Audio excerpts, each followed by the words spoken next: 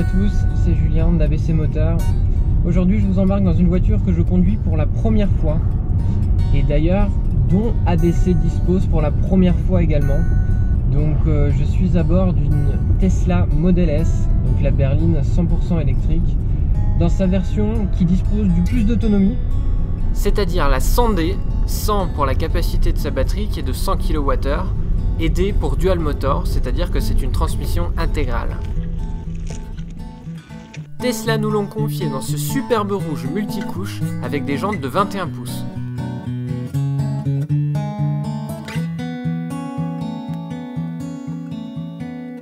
Alors pour cette vidéo, je vais avoir deux objectifs.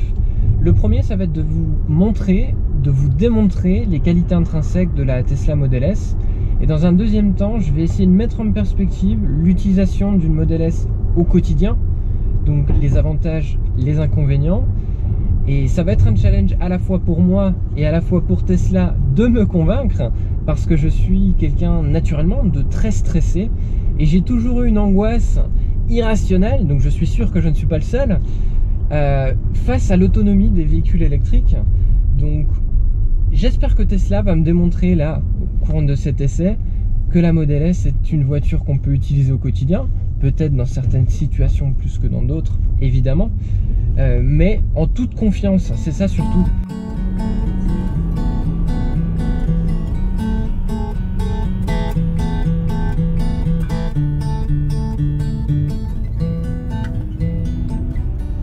Dans un premier temps, la Tesla Model S, elle offre un agrément de conduite absolument exceptionnel. Tout d'abord, ce qu'on remarque en premier, c'est le silence, et je vous laisse écouter par vous-même.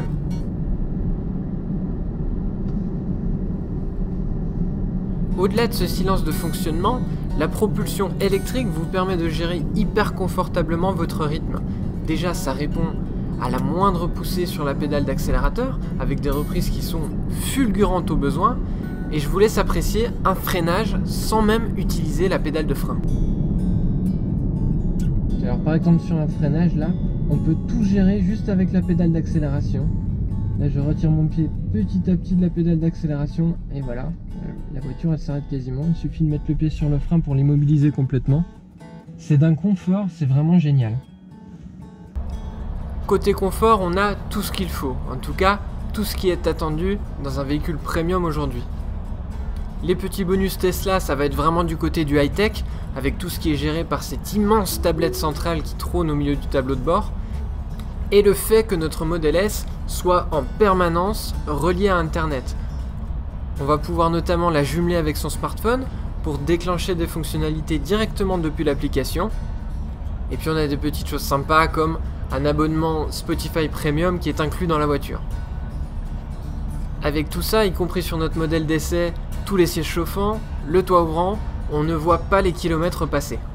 D'autant que pour cela, la Model S dispose d'une arme secrète.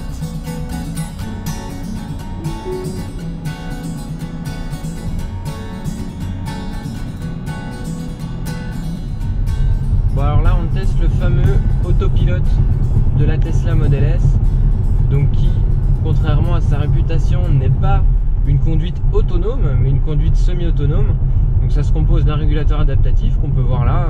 La voiture, je lui dis d'aller à maximum 100 km/h et elle régule la distance avec la 407 qui est devant nous. Et puis elle s'adapte évidemment au trafic. Alors la deuxième composante de cette conduite semi-autonome, c'est un maintien de voie. Donc en fait la voiture, elle tourne toute seule. Elle se cale entre les lignes qu'elle détecte. Et puis évidemment, là j'ai le régulateur adaptatif qui me freine pour pas me rapprocher trop près du camion. Et puis avec ces deux composantes, même si on doit toujours garder les mains sur le volant, on a une conduite vraiment semi-autonome guidée par la voiture. Le petit bonus, c'est qu'en autopilote, on peut mettre son clignotant, par exemple à gauche, comme à l'image, et la Tesla Model S va toute seule se déplacer de ma voie à celle de gauche.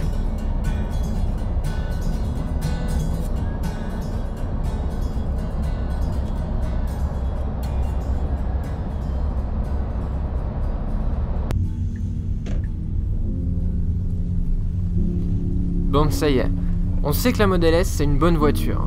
Mais maintenant, est-ce que c'est viable? Est-ce que l'électrique au quotidien, avec Tesla, c'est vivable ou pas? Eh bien, je vous invite à nous suivre dans notre périple pour vous apporter notre réponse.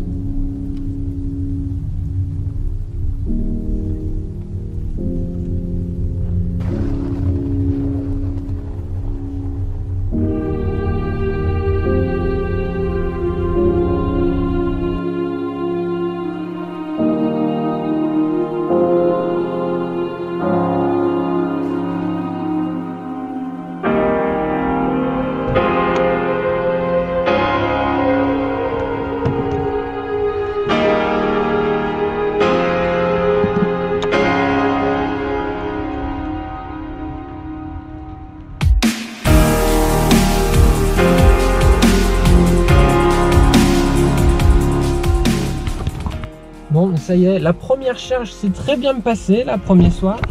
Donc c'est bon, on a récupéré, j'étais à 60%, je l'ai récupéré à 95% pour être tranquille demain. Donc pas de stress, on a réussi à bien recharger notre petite Model S, qui est là. Et on a rencontré un autre propriétaire de Model S, du coup on était 4 sur le superchargeur là aujourd'hui, sur celui d'Orléans. Et puis on a sympathisé, on a discuté, et c'était plutôt sympathique. Deuxième jour avec notre Model S, nous prenons le départ en direction de la Normandie. Après un peu moins d'1 heure de route, vous pouvez le voir à mon visage, je suis serein. Alors là c'est le premier moment de stress, quand on voit l'autonomie qui va nous rester en arrivant, alors qu'il n'y a pas de superchargeur sur la route. Et ensuite sur le retour, il est un peu plus loin. Donc on commence à paniquer gentiment. Donc on va aller sur la map chercher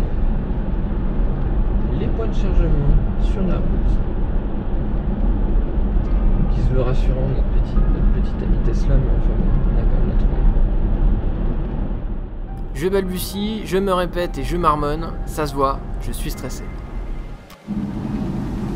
Bon, 75% d'autonomie encore, donc a priori on devrait être serein, mais on est très stressé. On est en train de se poser la question, est-ce qu'on va au superchargeur à l'aller? Un petit détour par Rouen ou pas? On sait pas encore, on hésite, on a peur, on s'est mis en mode éco. On va y arriver, on le sait, mais on peut pas s'empêcher d'angoisser un petit peu. Voilà. Bon, la suite au prochain épisode. Bon, midi, 59% de batterie. On se dirige vers le superchargeur pour assurer notre trajet retour. Bon, on a eu peur. Il faut s'organiser, c'est comme ça. Bon, à la 1 suite. km, veuillez prendre la sortie à droite à la sortie numéro 1.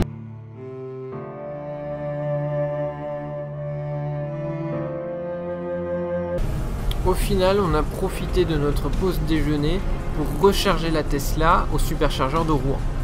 Et là, il n'y a pas photo, une fois qu'on repart sous le soleil normand, on est complètement rassuré quant à la suite de notre trajet. A dire vrai, à partir de ce moment-là, je n'ai plus ressenti l'ombre d'un stress concernant l'autonomie de notre Model S. Il ne nous restait plus qu'à profiter de l'agrément de la voiture et évidemment des superbes paysages de la Normandie. Donc au final, Tesla ils font très fort, parce qu'au niveau de l'autonomie des voitures et du maillage du territoire en termes de superchargeurs et d'autres bornes de chargement, ils sont vraiment à la pointe et largement en avance sur la concurrence. Il suffit enfin d'accepter de changer un peu ses habitudes sur les longs trajets et de faire confiance à votre Model S, mais l'autonomie de la voiture est vraiment suffisante pour rayonner autour de chez soi et même pour les grands trajets.